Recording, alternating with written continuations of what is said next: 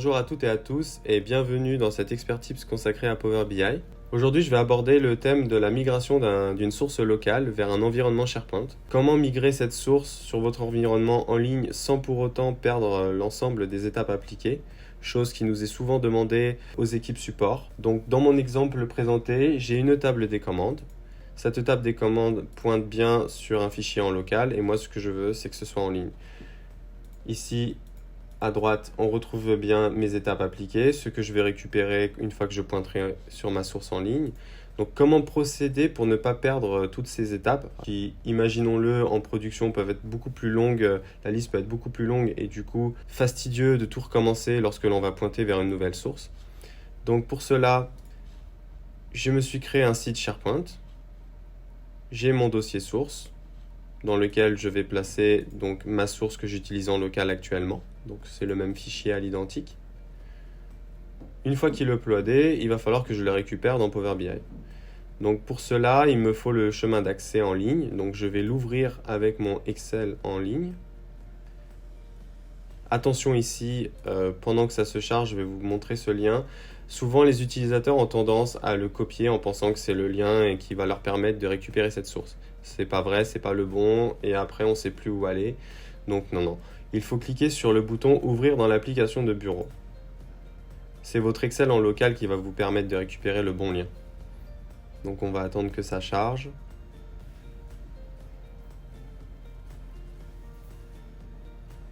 Et voilà, donc là le fichier s'est ouvert.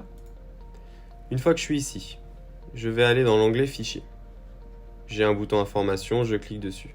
Et c'est ici que vous allez retrouver le bon chemin d'accès. Donc il suffit de cliquer sur Copier le chemin d'accès. Une fois que c'est fait, on peut tout fermer. Donc pour rappel, c'est onglet Fichier, Information, Copier le chemin d'accès. On ferme notre Excel, on peut fermer l'onglet Web et on retourne dans Power BI. L'astuce, elle commence ici. Je vais récupérer une nouvelle source, donc je vais rechercher un lien web. Je vais coller le chemin qui a été copié depuis Excel. Attention ici, à partir du point d'interrogation inclus, on supprime tout. Il faut que ce soit l'extension du fichier qu'il reste. Donc on retrouve bien le dossier source que j'ai créé au préalable. Donc je fais OK.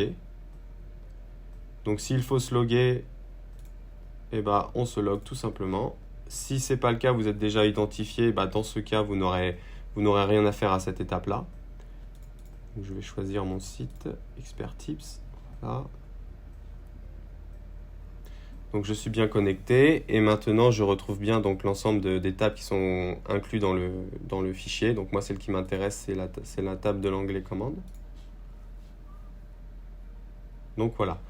Donc maintenant, si on regarde un peu de plus près, j'ai mon ancienne table avec mes modifications appliquées qui pointent toujours sur mon C. Et j'ai cette même table ici, mais sans les étapes appliquées, mais qui pointe vers l'environnement en ligne. Ça, c'est ce qu'on souhaite pour celle-ci, pour la première. Donc,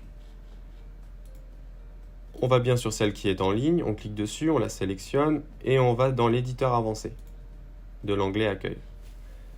Ici, on va récupérer les 4 premières lignes qui nous permettent de sourcer sur cet environnement SharePoint. Donc, comme vous pouvez constater en haut, j'ai bien mon site, c'est de l'Excel stocké dans un dossier. Je fais OK, j'ai copié mes lignes, je vais dans Commande, je vais dans Éditeur avancé. Donc quand je dis que je vais dans Commande, je vais sur la table qui pointe vers ma source locale, donc ma table d'origine avec mes étapes appliquées. Donc ici, on voit qu'à l'origine, c'est bien de l'Excel en local. Moi, ce que je vais faire, c'est remplacer les 4 premières lignes par les 4 de la source en ligne. Attention ici, cependant, ne pas supprimer la virgule. Sinon, il faudra la remettre si vous l'écrasez. Hop là. Donc là, je copie-colle les lignes de ma nouvelle source. Donc on voit bien que maintenant, ça va pointer vers un environnement en ligne, donc celui qu'on souhaite. Et on garde bien, donc on conserve bien l'ensemble des modifications appliquées. Je fais OK. Maintenant, si je retourne ici dans les dépendances de la requête, je peux constater que mes 2 tables pointent bien vers vers la même source en ligne. Je peux supprimer donc l'ancienne table, la table qui m'a servi pour récupérer la source. Et maintenant, ma migration, elle est terminée. J'ai bien mes étapes appliquées, je pointe bien vers l'environnement SharePoint, je ne pointe plus sur mon fichier qui est ici en local, et ma migration est donc réussie. Et vous pouvez comme cela procéder à de telles migrations sur une ou plusieurs tables. Vous pouvez faire aussi dans l'autre sens. Ça marche aussi dans l'autre sens. On aurait pu tout simplement copier les ensembles de modifications ici à partir de la 4e ligne et les rajouter sur la nouvelle table qui source sur le SharePoint. Ça, c'est comme vous voulez. Moi, je fais comme cela parce que ça fait moins de lignes à copier. C'est plus sûr pour moi, je préfère. Chacun fait comme il veut. Voilà, j'espère que cette petite vidéo vous aidera si besoin. Et en tout cas, je vous dis à la prochaine pour un prochain Expert Tips consacré à Power BI. À très bientôt tout le monde. Au revoir et merci.